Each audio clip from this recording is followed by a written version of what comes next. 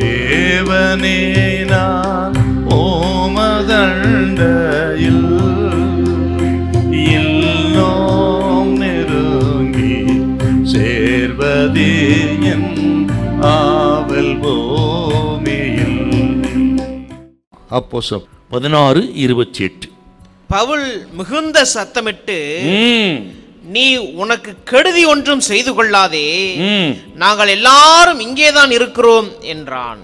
உனக்கு கெடுதி ஒன்றும் செய்து கொள்ளாதே, நாங்கள் எல்லாரும் இங்கேதான் இருக்கிறோம் என்று சொல்லுகிறார். என்னன்னா, இப்படி பூமி அதிர்ச்சி உண்டானது, விலங்கெல்லாம் கடந்தது, கதவுகள் திறந்தது, எல்லாரும் ஓடி போனான் என்று நினைத்து தற்கொலை செய்து கொள்ள முயற்சித்த பட்டயத்தை உருவின அந்த காட்சி பவுல் உள்ள இருந்து பார்க்கிறார். பார்த்து விட்டு தான் சத்தம் போட்டு சொல்றார், நீ உனக்கு ஒன்றும் செய்து கொள்ளாதே, நாங்கள் எல்லாரும் இங்கேதான் இருக்கிறோம் அப்படி சொல்றார். அந்த சூழ்நிலை கொஞ்சம் மனசுல வைக்கணும். என்னன்னா, பவுலும் சீலாவை அடித்து காயப்படுத்தி வஸ்திரத்தை உரிந்து கொண்டு சிறையிலே போட்டார். சிறைன்னு சொன்னால் ஒரு பழைய சிறை, குளிரும் இருளும் நிரம்பின ஒரு சிறை. அந்த சிறையிலே உள்ள அறையிலே கொண்டு போய் போட்டார். இரவு நேரத்தில் தான் வலியும் வேதனை அதிகமாக இருக்கும், நமக்கு நல்லாவே தெரியும். அந்த நடுநிசையிலே தான் அவர்கள் ஜெபம் பண்ணினார்கள். எப்படி ஜெபம் பண்ணாங்களாம்? சத்தமிட்டு ஜெபம் பண்ணார்கள்.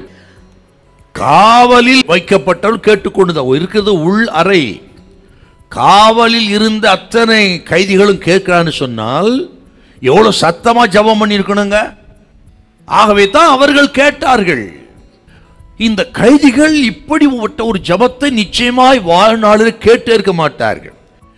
ஒரு மிகவும் வித்தியாசமான ஒரு ஜெபம், உண்மையான ஜெபம் என்று சொன்னால் அது ஒரு வித்தியாசமா தான் இருக்கும்.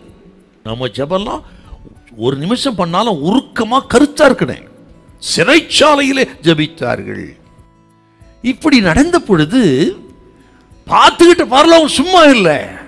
திடீரென்று பூமி அதிர்ச்சி உண்டானது, அஸ்திவாரங்கள் அசைந்தது, கதவுகள் எல்லாம் தானாக திறவுண்டது, கைகள் கால்கள் இருந்த எல்லா வலங்களும் கழண்டு போய்விட்டது.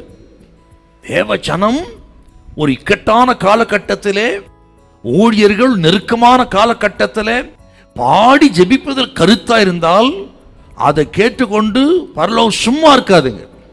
பரலோகம் வைராக்கியம் கொள்ளும். ஆண்டவர் பூமியை அசைத்து விட்டார் பாருங்க. ஜெபத்துக்கும் துதித்து பாடுகிற அந்த பாடலுக்கு அவ்வளவு வல்லமை இருக்குதுங்க. நீங்கள் ஒரு இருளில கிடக்கலாம், அந்தகாரத்தில் கிடக்கலாம், யாருமே பார்க்காத இடத்துல இருக்கலாம். பவுலும் சீலாவும் ஜெபத்தை கேட்டவன் உங்க ஜெபத்தை கேட்பார். உங்க ஜெபத்துக்கு பதில் உண்டு. ஹல்லேலூயா, ஹல்லேலூயா.